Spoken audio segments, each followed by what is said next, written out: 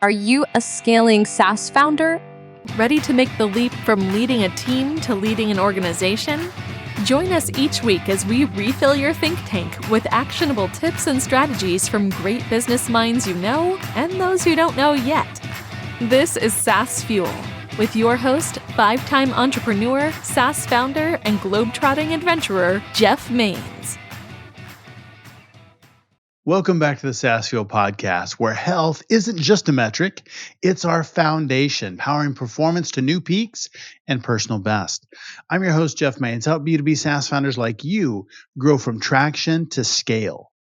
As a 5-time founder, I've navigated the unpredictable seas of business and know that riding big waves is more than just a skill. It is an exhilarating journey of transformation. Here, growth is more than just numbers. It's about crafting a future-proof company, getting a premium valuation, and leaders who build businesses of significance while living epic, adventurous lives. One of my favorite parts of the new year is all the great football games that are going on. American football, if you're international. During most of the rest of the season, I don't make a lot of time to see, that many games. It just takes away too much time from, people and activities. But this is a time where we, get together, we watch a few games that kind of like March Madness basketball, it's just a special time. But this time of year, every other ad, it seems like on TV, radio, store sales, and online, focus on one major topic. And you probably know what that is, right? Of course you do. It's getting in shape, losing weight, being healthy. Every January, the gym just fills up with new faces. And almost all of them are gone by mid-February. And it's just kind of the same old crew. You look around and it's, the same people. Kind of sad, but I get it, A crucial thing that's often left on the back burner in the heat of entrepreneurial hustle is the health and well-being of you, the leader, and me, the leader, for sure. We all know that we should do it. And it's a simple truth. It's cloaked in busyness. To take care of your business, your team, and your family, you first need to take care of yourself. It's not selfish. It's fundamental. Just like a car can't run without fuel, a leader can't run without health. And that's part of your SaaS fuel is your health. In the same way we meticulously plan business strategies, budgets, and roadmaps, our personal health, both mental and physical, demands a similar level of attention and intentionality. Think of yourself as the CEO of your well-being. Here's a framework that I use to help me manage my health as strategically as my business. See what you think, see how this works for you. First, we want to set health KPIs. Just as you set key performance indicators for your business, set personal health goals, whether it's hours of sleep, daily steps, mindful minutes, or just something as simple as regular medical checkups. That's really important. But identify what metrics matter most to your health and then track those with the same rigor as your business metrics. Don't try to make it like huge monumental changes of everything at once. Focus though. Small changes create tiny habits, atomic habits even. 2 is schedule downtime. In the hustle of leadership, breaks may feel like a luxury, but they're actually a necessity. So just like you schedule meetings and deadlines, schedule regular downtime. Put it on the calendar. I said this before, cash flow follows calendar. And the things that you put on the calendar get done. And you have to get downtime, time away to do that. Use that to disconnect, to recharge, and engage in activities that rejuvenate your spirit and your body. One of the things that I force our SaaS founders to do is to take time away. And sometimes early on, it's like, taking time away, kicking and screaming. But once they do it, they get it because it is absolutely life-changing. A rested leader is a more effective leader. And I'll tell you, every year, my best ideas, my biggest breakthroughs and epiphanies come during downtime. And there's a really cool way that we do that too. Happy to share that with you. Just drop me a note. Third, we want to cultivate a support system. No leader is an island, and no one should manage their well-being alone. Just like you probably have advisors and mentors for your business. You do, don't you? Yes? I hope so. If not, we should definitely talk. To have a support system for your health. This can include things like fitness coaches, mental health professionals, or peer groups. We actually take those, we bake it into our accelerator programs because it is so incredibly important. We all need people to lean on, not just in times of crisis, but as part of our regular health strategy, mental, physical, and in business. As leaders, it's time we model what it means to prioritize health. And it is hard. I mean, I'm right there with you trying to do that and model it for my own team. It's valuable to develop a more effective leadership team, but it's also a vital aspect of a fulfilling life. So here's to a healthier, more vibrant you and me, leading a healthier, more vibrant business and an epic life. Your team, your family, and your future self will absolutely thank you for it. If you could use a little bit of an upgrade for your support system on your SaaS journey from fellow B2B SaaS founders, check out Champion Leadership Group. It is the ultimate resource for SaaS founders and C-suite executives to continue to develop themselves, scale their companies, and never walk alone on the journey. We're kicking off a new growth accelerator scale up this month, and I would love for you to be a part of that cohort. You've navigated the startup storms and emerged victorious. Now it is time to elevate from success to significance. And that's what executive navigation is all about. It's the tailored B2B SaaS accelerator for companies aiming to move from at least $1 million in ARR to 10 to 20 million and more. No fluff, just hard-hitting strategies you need at the right time when you need them. We focus on capital-efficient growth, profitability that lasts, and achieving the kind of valuation that's not just impressive, but impactful. You'll gain access to a network of peers, growth plans, and the kind of operational excellence that frees you to focus on what really matters, plus enjoy the success you've built, because that's just a lot of fun. It's time to step beyond the day-to-day grind and lead with vision and live with freedom. If you're ready not just to lead, but redefine your market, visit championleadership.com. It is where leaders evolve and companies transform. Apply to join the next cohort. Now is the time to scale up. championleadership.com.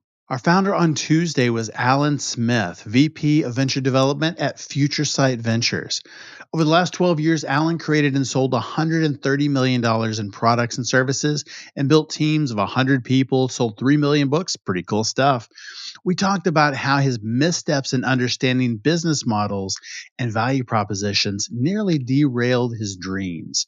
And then he shared the pivotal strategies that transformed his focus from building products to building empires. It's a great episode. Alan's a cool dude too. Our expert last week was LaShawn Smith, another just awesome guy, founder and investor at Kager Investments. He shared his journey from software titan at Amazon and Microsoft to a master of business innovation, deploying $450 million in R&D and reshaping tech for industry heavyweights. We did a deep dive into his unique blend of AI expertise, growth tactics, and entrepreneurial wisdom. If you missed either of those episodes, go back and give them a listen. Good stuff, man. My guest today is Olly Wood, founder of The Body Reset. His ability to take complicated health topics and simplify them into actionable steps that you can actually integrate into your busy life is what makes him a world-class health and performance coach. And he is another fantastic guy. We're in a mastermind group together, and Olly is one of those people that I just want to go to when I've got health questions, performance questions, and he is always on point. So welcome someone who will help us create a long-lasting change and a body that's on your side. Welcome, Olly Wood. Hey, Olly, welcome to SaaS Fuel. Hey, dude. So good to be on. Thank you. Tell me a little bit about your background. How did you become a health and performance coach? What got you into this crazy world? Yeah, for me, I actually started off as a personal trainer straight out of school. I was actually going down a very natural, I wasn't the classic sort of entrepreneurial type where I didn't, I was rejecting the natural progression. I did the classic uni thing. I went down the normal sort of corporate route in regards to university studies. I ended up doing the personal training as kind of the job to help me through university. And that was something that, with everything I got into, I think the one character trait that I had is I just immersed myself into a level of like, I need to be able to understand this skill at a very deep level before I'm going to teach it, right? So from a personal training standpoint, that was something that built up fairly quickly, and it became a bigger and bigger interest and actually took over the studies. to the point that majority of my audience were those business owners, those high functioning humans. And I think for me, it just became blatantly obvious that everything I'd learned over the first couple of years of personal training around optimizing exercise and movement and the progression of training became absolutely useless unless I didn't address, or at least until I addressed the level of stress and inflammation that they were walking through the door in, right? So bringing awareness to that nutritional part initially, and then gut health, and then nervous system, and an awareness of just general lifestyle design became a larger and larger part of that discussion. So for us to move into that health and performance space and really expand into what we do now was fairly natural, because training, although I really enjoyed that space and we could really maximize their time in the gym, was completely disregarding the other 23 hours a day, where majority of that effort really needs to be, I guess, addressed, and that skill set needs to be built. So for that, it very much was client centric, and just being like, hang on, if I'm truly trying to be a world-class coach, I need to be focusing on the results and the response that I'm getting from clients. So I just kind of followed where that was leading. That's fantastic. And I love that approach. It's not just one thing here and there, but it's really a holistic approach. Very much like the awareness of, I thought I was going down this muscle building route, and I think 80% of personal trainers expect to be working with Olympic athletes, right? But that's in itself, I'd look at that now and say it's boring, right? Because all you're doing is training nutrition all day rather than really expanding into the nuance of tackling, managing a team, and your ability to feel needed, and plonking yourself into all the fires inside of your company, right? And how we allocate time for you so you're actually protecting that personal energy. All of those things become first and foremost when you've run a business for more than 2 or 3 years, right? Because that desire or ability to show up, you start running on caffeine and fumes, it doesn't go particularly well. Right. Well, the body reset, what are some of the key principles behind that? Yeah. So for us, I think the biggest part of it that we work on is really looking at it through 3 different lenses, right? So there's a physical, psychological, and digestive element to health. And I think for us, it's very much an integration of those 3, because most people, listening to this podcast would have an awareness of what eating healthy looks like, a general idea, and all those, there's nuances there. We're directionally right. We know what that looks like. Same with exercise, and probably same with an awareness of stress.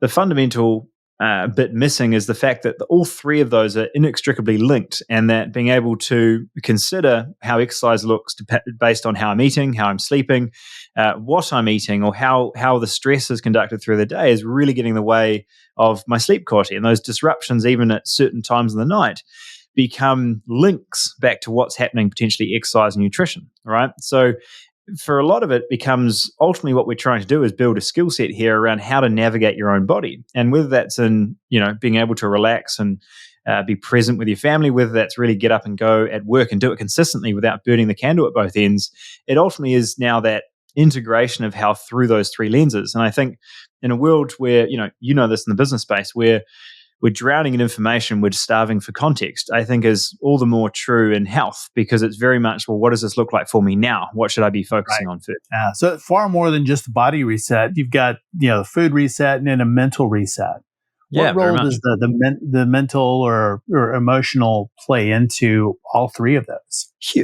A lot, because I think it changes your approach from the start. I think, from a program design standpoint, we need to get an awareness of what are those initial quick wins. Most people know that if they can get their energy up, they can start dropping a little bit of body fat, whatever the thing is physically, they start to create momentum long term. But when we double down on that too much, what we create is this diet culture, right? That mentality where we need to continue to restrict food, we need to continue to do exercise that sucks. And there's no real enjoyment factor there, where it's something we're choosing to do. It's just something we feel we have to. And I think health becomes something that for a lot of people is only ever pursued once it gets bad enough that we finally need to change, right? So that whole mentality around where we've now approached health from that space of, damn, now I need to change, it doesn't sound very enjoyable. And very much if we don't tackle that element of the headspace, we now stick in this cycle of we we're in enough pain, we finally make a change. We make a couple tweaks, we feel better, so we're no longer motivated, right? So this perpetual cycle of, I don't like how I look and feel, and I'm not motivated to continue to do it long after I've got myself out of the hole, becomes a real struggle street for a lot of people. So how do we make that fun? How do we build in those habits that we enjoy and not make it so it's a have to? Yeah, really good question. I think for me, I noticed this back in high school when I really got into the rowing space. That was very much the I guess, pursuit of school. And I remember bringing it up in a science class or whatever. I'd just fallen asleep, and catching on the hours of sleep that I wasn't getting because I was rowing in the morning. And for whatever amount of times I'd already mentioned this, I was like, it's because I'm a rower, right? And the teacher was like, well, you chose to do that. We're not here in pity for you, right? And I don't know why that one time really stuck with me, but it was very much an awareness of, well, you choose to do this.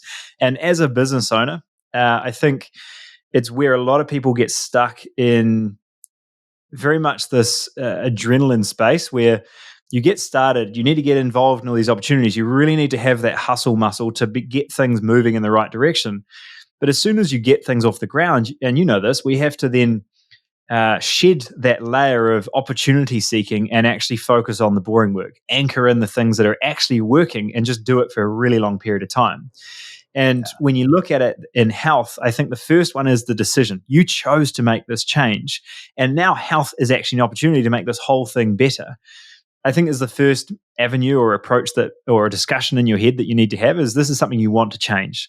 Once you get there, I had this discussion this morning with some of our coaches is, well, there's a real desire for coaching to be novel and interesting and exciting. And it can be in so many different ways. And I can give you 10 different strategies to make it exciting. But if you've been doing something for a decade, it's no longer novel, right? That's just kind of part of it. And if you want to be someone that's fit and strong and, not relying on a wheelchair or assistance to get out of your chair at 60 or 80, that's 20 years of controlling some level of strength, stability, and balance. And what are those activities you're doing on a day-to-day basis that aren't sexy? They're just done. It's like your emails. It's like the team call. It's the things that are required to make things run smoothly. So it's potentially an unsexy answer, but it does allow you to look at that from a space of how can we approach health like we do business? And I think a lot of people struggle because they feel like the alpha in the boardroom and they feel like a newborn calf in the gym, right? And it's trying to create those skill sets that we can really get them on the same wavelength. So an excuse is always, we're really busy. And I mean, founders are constantly busy. So how do we incorporate healthy habits into our lives? Yeah. How have you approached that challenge with your clients, and what advice do you have? Yeah. So, we can go down tons of strategies in regards to this concept of, well, the reason you don't exercise is because you're looking for 2 hours. If we look for 10 minutes, we find that everywhere. And I think in a lot of ways that creates the momentum. And I think, most business owners appreciate this concept of momentum, right? Is what can I do on a consistent basis to really build up that level of focus? And I think having your half-assed version of your workout becomes actually a really rewarding process, because if I don't have an hour to go to the gym, get the full thing in, can I do 50 squats in the lounge before the next meeting or whatever it might be, right? Becomes a way for you to still tick that box and keep that promise you made to yourself, because things happen, right? And being able to anchor in it's not 100% or nothing, right? And this is what we're really talking about here is if you do have that all or nothing attitude, it probably has been reinforced in business and has become something that you see as an asset. But in health, fundamentally, it's holding you back. So having that half-assed version, for me, it took me to going through a fairly life-altering motorbike crash to start back at zero, not really be able to lift anything. And, 1 kilo dumbbells are better than nothing, right? Even if I was doing the 40 kilos before, now I'm doing the 1.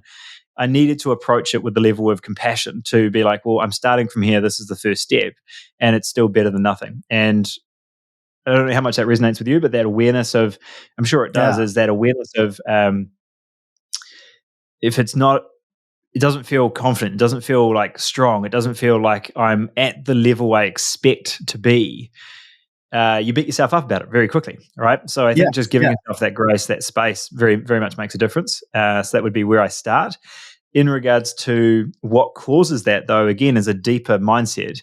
around, and I'm having this discussion with plenty of clients right now that are stuck in that space of, I actually want to exit my business in 5 years, whatever it might be. And the amount of links between what they're doing in business versus what's happening in health are really fun to explore, because a lot of times it's actually this regulation of nervous system where business owners tend to get their fingers in all the pies because there's an awareness of wanting to feel needed, or it's their baby, or like there's a space there where they really want to do good, but in doing so they don't really empower their team or their employees to do their job correctly, that they can actually step back. And that very much becomes a discussion of regulating their nervous system so that they're not their own worst enemy. Do you find that a lot of the same problems that keep us from healthy habits are also the same problems that are blocking something in business?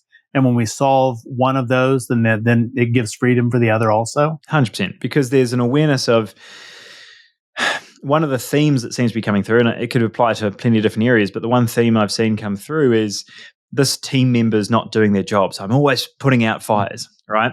And then when I explore that, we find out that they have no outlined procedure. They have no frame to be like, what did you think first? They just fix it, right? So there's they don't create that space for problems to be solved and for that ownership of tasks to be someone other than themselves. And I think that in itself is the one area that they're not able to give themselves permission to actually wind down at the end of the day, or allocate an hour in the morning to create the space to go for a walk or do the exercise, or even just get the meals ready before they run out the door. It's very much the same muscle. It's that reactivity to like, there's so many things that I'm needed for, but so many things that need to be fixed. And I know that there's always this balance between freedom and control that we're crossing in business, but really an awareness of tackling where we are potentially making that worse for ourselves is an interesting space that actually allows both to get better. You mentioned something earlier about inflammation and gut health. Tell me about that, and what does that mean in layman's terms? Yeah, for sure. So inflammation is something you can experience in plenty of different ways, right? If it's acute, you get a cut, there's going to be a natural inflammatory response to help heal that area. Where inflammation now becomes an issue and is becoming an increasing issue is where it starts to become chronic. It's no longer an initial state where there's been an injury, but rather a continual flow of immune responses in the body that now is creating an inflamed state inside the body. So what that looks like when it comes to a gut health standpoint is we're getting the bloating, the tiredness, we're gassy, the joints are hurting, we're not focused, there's that brain fog coming through. So many different options where we start to experience brain fog. We sometimes look at it as, what are the excuses we see come through? We haven't slept well, or we're getting old, or it's been a big week. And although some of those have factors in there, they're not the reason for you feeling sluggish in this moment. It's not what you eat, it's what you absorb that matters. And for most people, they've bombarded their gut for 20 years to the point that their ability to extract nutrients from food is severely impaired. And the response or inflammatory response they're getting from food, if it's the bloating, the tiredness, the gassy coming through, is starting to become more and more prominent. And identifying some of those foods is helpful, right? You might find that you've got a bit of a response to dairy or gluten or whatever it might be. But fundamentally, that's not something that just, remove that food forever and I fix the issue. It should be remove it for a period of time, repair that gut lining, and then you should be able to bring it back in. But what really gets in the way for most people is the fact that what's actually the problem is you can have your fancy salad in front of you, but if you're eating it in a state where you're constantly rushed, you're in between meetings, you're worried about something at work, you're whatever it might be, you're still in that state where your body's not able to digest in the way it should. So we create this inflamed response, not through the meal itself, but through our state when eating. And I think that's the one thing when we look at gut health as being this new fancy probiotic or kombucha or whatever it might be, it's actually a state that where we started today's discussion is an integration between physical, digestive, and mental, because we need to address the state in which we conduct the day. And when we do that, we're now seeing that response between gut and brain, and it goes both ways. So it allows you to really address the root cause of potentially where a lot of those inflammatory responses are coming through. So what do we do with that? I mean, mindset plays a huge impact, or has a huge impact on our health and digestion and other things. And how do we do that? I mean, if we do have a compressed time frame, what are things that we can do to make that better? Yeah. So I always want to start with simple steps. There's so many things from a gut health standpoint that get very complex very quickly, right? We've got this whole microbiome inside of us that is responding to the outside world. Depending on what types of foods we eat, we're going to have a different response. And when we start to eat more sugar, those what we would very much simplify in saying the bad guys in our gut are going to therefore increase and further increase a lot of those cravings and responses to have more sugar, right? Whereas if we do have the more healthy whole foods, high proteins, etc., we're going to then promote more of that good bacteria and start to balance things back out. So there's very much this response happening all the time. But I think fundamentally one of the things that certainly in that business owner space that we see is the awareness and therefore appreciation of how the nervous system really works. And I think this is starting to become a little bit more common, an awareness of this fight or flight response, right? Rather than rest and digest or fight or flight. And I think that's starting to become a little bit more aware. And we're like, yes, we know that's good, but we're lacking the context, right? We've got the information, we're lacking the context. The biggest thing that we can start to apply here is, look, my biggest action here is 3 to 5 deep breaths before a meal. Now, why do I act on that? Is because one, it forces and pulls you into a state of like actually thinking about what's happening internally rather than that constant, like, what's the next thing on the list? And in doing so, what we're doing is we're allowing ourselves to at least have that space to take us from what is probably a heightened state, that fight or flight response from the day, which actually is a very physical reaction of a lot of the blood being pulled towards our limbs to be in that fight or flight response. So in doing so, focusing on that 3 to 5 deep breaths, what we're doing is actually allowing a lot of that blood to be pulled back around our digestive tract to focus on absorbing and extracting nutrients from food. So if there's one thing we were going to look at to address gut health as a very simple step that you can add that's zero cost and nothing that needs to be added to your diet, is simply an awareness of state when eating. And there's some really interesting studies coming through in this space. And I think fundamentally it makes the whole nutrition space so complex and so hard to study, right? It's not just the new superfood or the new whatever, it's your state when eating. And some of the studies coming out in this space are, I could give you a smoothie and say it's full of all the best nutrients to make you feel amazing, and it would be digested a certain way. If I gave you the exact same ingredient smoothie and said this is the newest thing from McDonald's, it's got all the trans fats in there and toxins and artificial flavors and whatever else is coming through, because you're thinking about that food differently, it's digested differently. So it just becomes a very nice awareness of the mind and brain, the mind and gut connection, that awareness of what's happening with our association with foods, and if we know it's going to be good for us or not. So lots of different things we could address, but if we at least appreciate that gut-brain connection and awareness of our state when eating, I think we start to address the root cause. Wow, that's fascinating. What are some common misconceptions or myths about health and wellness that you hear or encounter? I think the big one is, where do I start, man? The whole industry is so noisy, and everyone is obviously pushing a new thing, right? And I think the big thing that it comes to with health that we're at least trying to change is that it's not that we're broken, it's that we're probably not paying attention to a couple of those signals coming through. And out of all of those things, which direction do we go, right? An awareness of we're not trying to, in a lot of cases, I think there's still an issue with weight being the forefront of I need to reduce weight.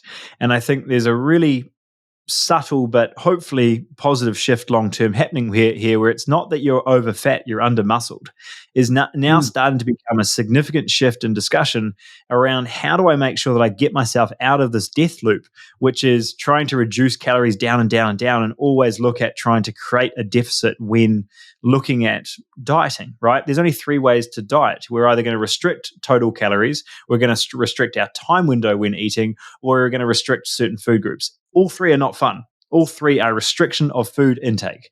When we look at this discussion of we're not over fat or under muscled, we start to address all these other parts of the pie, which is regulating stress, looking at creating a structure and opportunity to get deep quality sleep. What are we fueling our body with, and actually intentionally looking for nutrients that helps us to repair and rebuild both our immune system, our muscle mass, and overall that metabolic rate, or just cell health.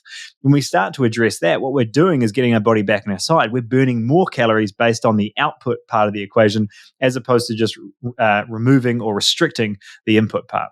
Yeah, that's really interesting. When we think about I think under muscle, that's really fascinating. Really looking at it differently, and doing that. I've heard people say, "Well, I don't want to go to the gym because I don't want to get all bulked up," and that kind of thing. And it's obviously you're not going to walk through the door, and boom, be Arnold Schwarzenegger. Yep. But what is it that we should be doing? Is it going to the gym? Is it resistance training? Is it cardio? Is it some balance of that? What do you see as being really effective to do that, to build muscle and drop weight too? Yeah, for sure. So I think it was a podcast with Chris Williamson, but he said, look, I've been trying to be bulky for 10 years. If you find a way to do that in a month or two, let me know, right?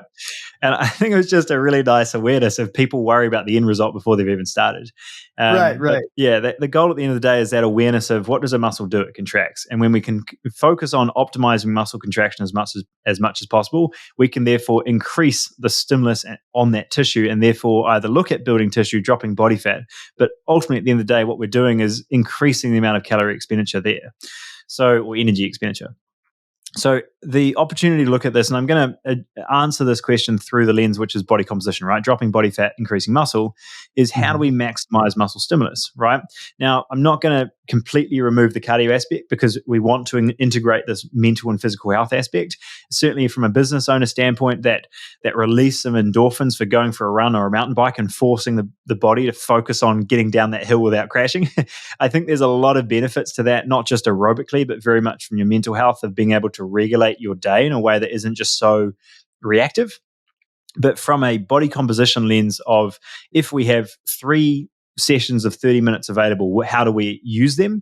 I would say 90% of that should be in the muscle training and the muscle contraction space. And what that allows the focus to be on is building tissue, or at least creating that stimulus in tissue in order to create a response, to increase the output, that energy expenditure. Because the fundamental shift that we need to make here, it's not about what we're burning in that session, right? I've never got on a treadmill and said, oh, I've burnt 400 calories, that was successful. The goal here should be, what can I do in this workout to create a level of muscle damage and stimulus that over the next 24 to 48 hours, my body is better for it, right? Because I think that small switch starts to allow you to look at this as a deposit, as an investment into how I feel for a couple of days or, long term, rather than it just being like it's a session in isolation, right? Because coming back to your first question, what is the one of the big mistakes I think we make in the industry is that we think that it's about this nutrition training. It's such a small fraction of the pie, right? If you say, I think certainly through social media, it's like this, to burn off this Moro bar, you'd have to do 25 laps of the stadium, right? Right. But the fact is that exercise and the amount you burn from exercise, if we're just looking at that session in isolation, is a small 4 or 5% fraction of what we totally burn from our overall metabolic rate. So if we approach training as being a way to create stimulus and therefore increase our total metabolic rate, which is over 75% of that energy expenditure, rather than just exercise in isolation, we're now looking at this concept of actually building a bigger engine to burn that Moro bar off while still sitting at home, rather than it being the workout itself. Now, I'm not promoting let's find a way to magically sit at home and not exercise. That's not the point. The goal is to address how exercise allows you to not have to worry about what you're eating, but rather building a bigger engine so your body takes care of it. So that's something that we can do, is increase that metabolic rate. And it starts with making that better engine so it is burning all the time more. Yeah. And, the amount that you can burn from building muscle, I think, is always overestimated, but fundamentally it allows your headspace to be in the right area or focus point, because now you're looking at fueling the body, building the body, working with the body, rather than constantly trying to fight it, restrict, and have a pretty horrible existence when it comes to trying to improve health, because you're not looking at that part of the equation, which actually could be a lot more enjoyable and therefore sustainable. So what is your take on different restrictions? And what I'm thinking about is like intermittent fasting. It's become kind of a big fad over the last year or so here. What's your take on that? Yeah. So people have, everybody fasts. It just depends on how long they fast for, right? So if we're all sleeping and then we've got a couple of hours each side, then maybe it's 10 or 11 hours fasting anyway. I guess the question to then ask is, does that extra 4 or 5 hours actually result in a benefit or a detriment? And I think in a lot of cases, most people have been skipping breakfast because they haven't been looking after themselves in the morning, and then they've seen it as a trend and be like, oh, I'm healthy now, right? Which in that instance, we're not really looking at fasting in a way that's productive to our body. We're just in this space where likely we're in a more stressed response. Now, again, the context is a huge part here, and we could talk about this all day, but the fasting can be super helpful for someone that already has a level of regulation of their nervous system, so they're somewhat more calm. They're already relatively well muscled, and they've got a schedule or a design of their week that feels like they're not running from project to project. I think that's the kind of person that it works with, or someone who's still 20 years old and everything kind of works anyway. If you're in a space where you're trying to get your body back on your side, you're starting to notice that you're a little bit more fatigued, there's a little bit more around the waist, you're not sleeping as well, and you want to get your health back on your side. The discussion of, well, we're under-muscled becomes a much more productive discussion to have around how do we fuel and build back that engine. Now, in order to do that, there's probably going to have to be more than one or two deposits in that day of protein, of good nutrients in order to really fuel that engine, right? So I say that because I see far too many people get down to one meal a day. They're eating next to nothing and they're still finding that they can't drop body fat, right? That's not a I'm eating too much issue. That's a I have no engine left issue. So fasting is a spectrum of, is 12 hours productive? Is 14 hours, 16 hours, 18 hours, one meal a day productive? And at some point, you've got to say, well, that was silly. I probably need to bring that back a little bit. And certainly if you're demanding a lot of your body and brain, a level of frequency of fuel seems to be helpful. And if you're not already in a space where you feel healthy, optimized, you've got a good amount of muscle, then sometimes optimizing towards increasing frequency of meals, and in doing so, actually an increased thermic effect from meals. I think this is an area that most people don't realize, is that by simply switching your 2,000 calories a day from 80% carbohydrates to, say, 40% protein, 40% fats, 30% carbs, or whatever the ratio might be, there's actually going to be a rather significant increase in your ability to burn more calories simply through the types of fuel you're eating, because they're more metabolically expensive, right? To break down a steak is more metabolically expensive than to break down bread, right? So an awareness of what that looks like in regards to how your body burns through things is not just the muscle building training itself, but hopefully what we're doing alongside or in conjunction with the ratio of macronutrients in your foods. So now we start to burn more fuel without having to lift a finger or do more exercise. We're now fundamentally looking at building the engine. So I think I've gone on a tangent here a little bit, but that awareness of approaching fasting from, is this helpful? I can't answer that question without the context piece. And if you are a busy professional, that's the piece that we need to address. Yeah. So you mentioned, body might not be on their side. What are some key indicators that might be the case? Somebody's body is not on their side, and what steps can they take to turn that around? Yeah. So I think the big one is this inflammatory piece we looked at before. If we are noticing that we're bloated after meals, we're not sure where it's coming from. We're having disrupted night sleep. So either we're waking up during the night, we think it's to pee, but really we're disrupted already, or maybe we wake up really early and we can't get back to sleep. Maybe it's that the joints and the fatigue and the energy is just not what it used to be, and certainly the caffeine's not doing the job anymore, and we're finding a way to get that energy back so we can get up and go without the need for caffeine to actually function. I think there's so many options that are looking there, but I think that allows it to at least be your initial engine light of something's not quite working like it used to. And I think in the female space, we go through or they go through this perimenopause and menopause space where they see a fairly drastic change in how their body responds fairly quickly, right? So it's up to a 9-year period where it now becomes the scapegoat for all the things that maybe needed to be addressed in regards to repair, function, and fueling that body to get things back on track. We work with that a ton. On the male side, which is actually, most people don't know this, but the phrase there is actually andropause, is where there's actually a natural decline in the hormones, and kind of the same process of what's happening on females, but more extended between sort of your mid-30s and 40s.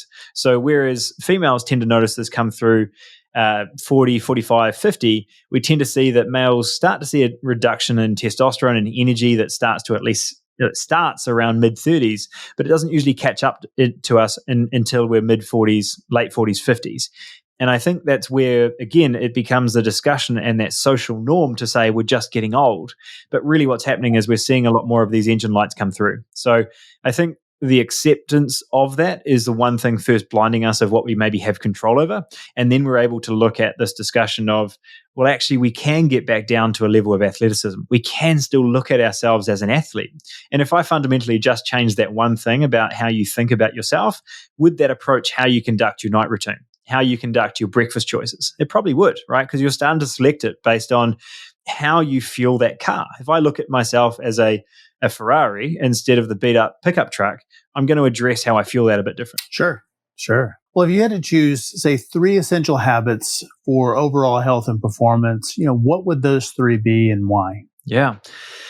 First one, which is always missed, but the most simple one, hence it comes up first, is your water intake. Are we at least hitting a significant amount of water to hydrate the body? I think the 2 opportunities in your day are first thing in the morning, right? Actually getting in 4 or so cups of water first before the first coffee goes down the hatch or whatever else is being drunk at that time. Hydration, I think, is a huge part. The second time would hopefully be through the workout, but just hydration. When we're not drinking enough water, typically what's happening is we're thickening up our blood. We're making it harder on our heart to pump it around the body. And there's going to be a lot of other functions there that are hindered from a performance standpoint if we're simply not hydrating. So it's an easy one that we can already do, right? The second one, again, simple, but that's by design, is are we having greens with 2 meals a day? And it can be these greens powder. I think there's some fantastic options out there now.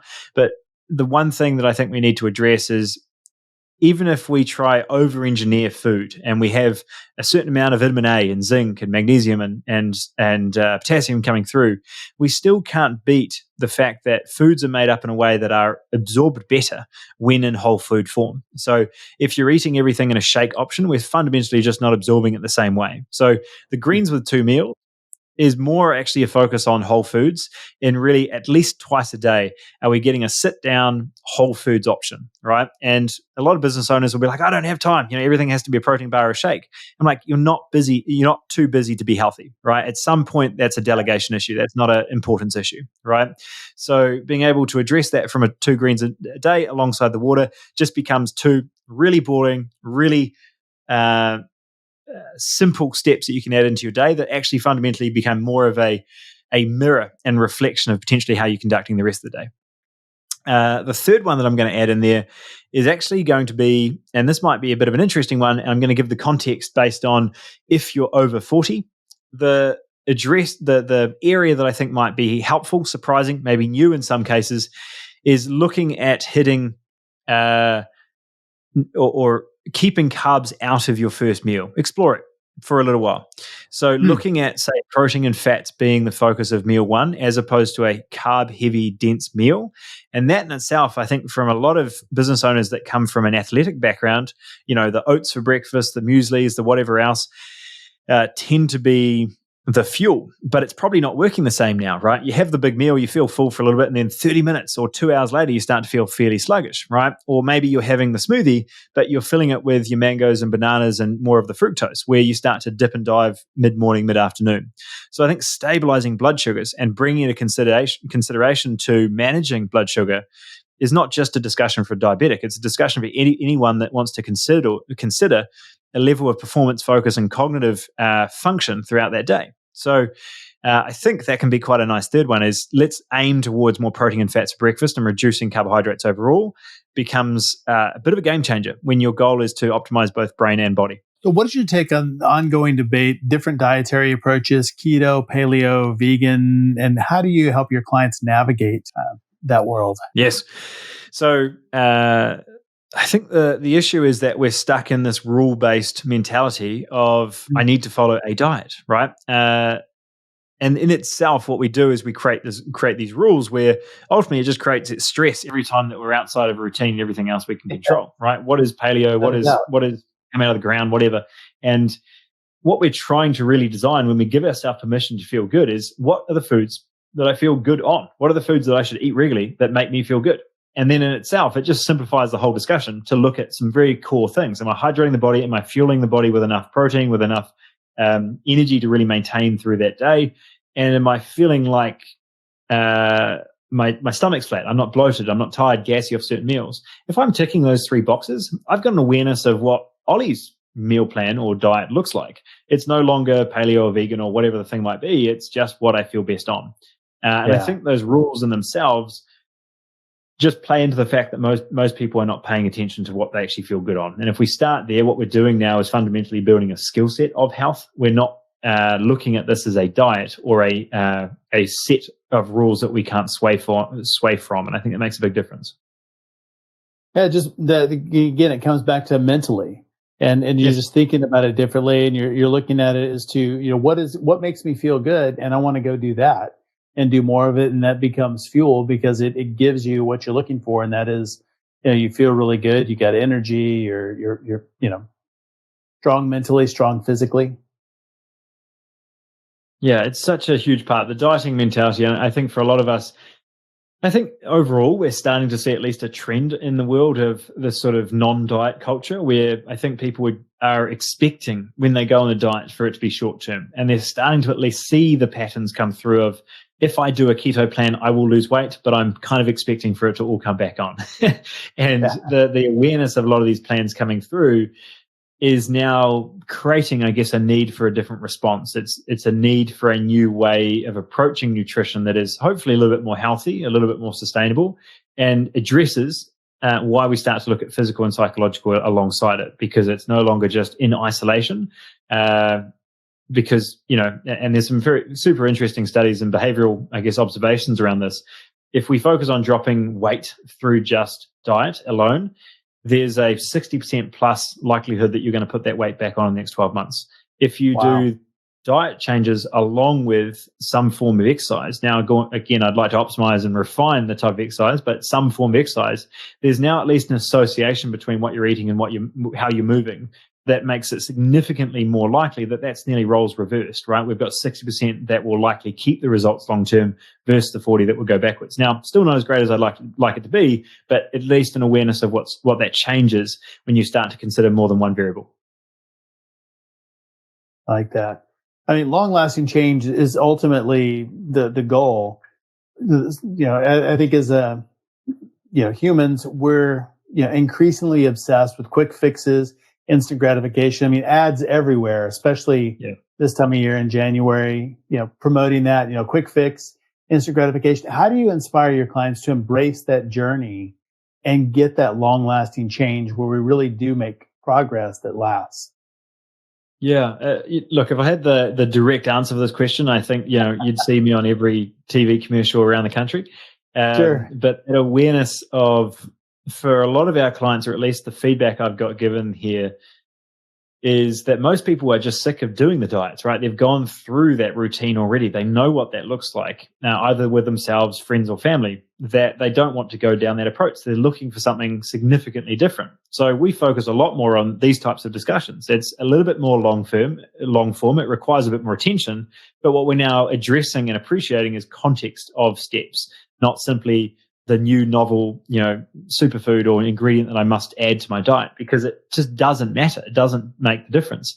And when we start to look at more targeted approaches, and, for our team, we dive a lot into the blood work, and we have an incredible specialist team that now starts to address certain organs and systems to really make sure things are functioning and firing at a high degree. But we can only have that discussion if we're first empowering the human to look at this a bit more long-term, to address and build those investments and how they feel long-term, because a lot of the damage that has been done is through those drastic changes in intake, with the diets that are coming in, with the excessive exercise plans or whatever that might be happening, that until you're willing to change that approach, willing to support and work with your body, then adding the new vitamin A supplement or fish oil is not going to be helpful, because you're already being your own worst enemy by adding more inflammation into the fire. So I think that's really how approaching it at least starts off. Is, we started this discussion with tackling your mentality around health is the one thing that, if you're seeing the same pattern be repeated over and over again, that's the thing we got to tackle. And then the diets no longer become the option. Yeah. So how can we lead our health more in a way like we lead our businesses? Yeah, and we've done some very on-topic trainings in the space of run your body like a business, right? Really bring this awareness to certain areas of your life and rating them in what's going well and what could be better. Because some of you might be, an 8 out of 10 with exercise, but you might be a 1 out of 10 nutritionally, or you might be a 1 out of 10 on regulating nervous system. You're just a stress head all day. So you're going to notice that you probably get a lot more out of your body if we took your stress tolerance, resilience, or at least awareness from a 1 to a 3 than if we took your exercise to an 8 to a 9. Because we start to notice certainly these themes of, you're being stressed out for eight hours in your workday, and then you go do the spin class or the circuit class or something else. And in actual fact, we're not really adding extra any benefit to our body. Yes, we're circulating some blood, but what we're doing is just adding another hour of stress on top of an already unregulated day. So when we start to tackle the stress piece, and I don't want people to get me wrong here, is the goal here is not to do 2 hours on a mountaintop practicing yoga or meditations first thing in the morning. It's your ability to catch yourself when you're stressed out, and it stays with you all day. So one of our key focus points here is stress is not a level, it's a threshold. And when we start to anchor certain things in, like going for a morning walk or actually looking at some version of time blocking our calendar rather than just an endless to-do list, when we start to pre-plan and pre-allocate time and our energy, we're able to address the key piece, which is how our body is responding to the outside world. Stress is not a level, it's a threshold. Like that. Well, where can we learn more about you online? Look, I think from today's discussion, we've gone everywhere, Jeff, as promised. I think the awareness of, if you want to apply some action steps and what this actually looks like to, look, I like what you're talking about. I've been down the dieting route, or I don't want to go there again. What are some of those actions that actually can be applied? I think the first one would be, we've got a free 5-day challenge on our website that you can find at bodyreset.online, or just search Body Reset. I'm sure it will come up. That's a completely free challenge that allows you to go through applying some of these simple steps. I think you've answered some beautiful questions in regards to, this makes sense, how do I action this? And that just allows you to guide, okay, start with these, insert these in, we'll talk to you tomorrow. And it's very much just a 5-10 minute video to install some of those steps that actually allow you to look at it a bit differently. So that is a very much a tool that thousands of people will go, and I get responses on that all the time that really start to be like, this now makes sense. Health is no longer this massive confusing topic that's going in 10 different directions, but rather me addressing the root cause, which is my mindset around how I'm approaching it in the first instance, and therefore some initial steps that I can give myself permission to do without having to achieve a new Olympic record. So that would be certainly where I direct people to, is just simply our main website to learn more about us. And, whether it's, if you're more of a podcaster, you prefer the videos, etc., you can find us on any platform just by searching Olly Wood. Just drop the H and it's Olly Wood. But otherwise, I think our main website is where you'd probably find the most value. Outstanding. We'll make sure and link that in the show notes. Olly, super helpful today. I really appreciate you being on SaaS Fuel. I love the questions, Jeff. Thanks again, Olly, for coming on the show and sharing your insights and strategies. I really appreciate that Olly can put things into perspective in terms that just make sense to me. Solid advice. It's approachable and easy to implement. You can learn more about Olly at bodyreset.online. Real important, bodyreset.online. It's not com, .online. And be sure and check him out on social. He always posts great stuff. He's got a group in there of business execs that are focused on health as well. So really cool stuff. All links, highlights, resources, and full show notes are available at saasfuel.com. If you're a thought leader, please take a minute and share the podcast with a colleague. One, they'll thank you and be pretty darn impressed that you're ahead of the curve and you knew about this before they did. So share that. Everyone who shares this week gets a pair of Beat Feet sneakers. These shoes don't just support your arches, they play a variety of drum rhythms to power your run. It's like having your own drummer, DJ, and custom playlist along with you every single step. Entrepreneurs run to their own beat anyway, right? So share the podcast. Join us next Tuesday, where our founder is Andrea Walls, co-founder of Courage Crafters and best-selling author of Go for No. Andrea will share a counterintuitive strategy to revolutionize rejection in sales and business from a setback to success. So unlock your next level sales in your SaaS. And next week on our SaaS Fuel Expert Series, we have Kenneth Berger. He was an early hire at Slack and a founder who works with startup leaders to prevent burnout and take a stand for the life they want and leave their unique mark on the world. We can all use that, especially this time of year, thinking about getting back into it, and we don't want to burn out before this year is over. We want to go all the way through, finish strong, and feel really good through the process. So I will see you next time. Be sure and take that time for yourself. And as always, enjoy the journey. Thanks for listening to SaaS Fuel. Full show notes for each episode, which includes a summary, key takeaways, quotes, and any resources mentioned, are available at saasfuel.com. Be sure to follow and subscribe wherever you listen to podcasts. And if you're enjoying the content and getting value from these episodes, please leave us a rating and review at ratethispodcast.com/saasfuel. We'll be sure to read these out on future episodes. Let's go!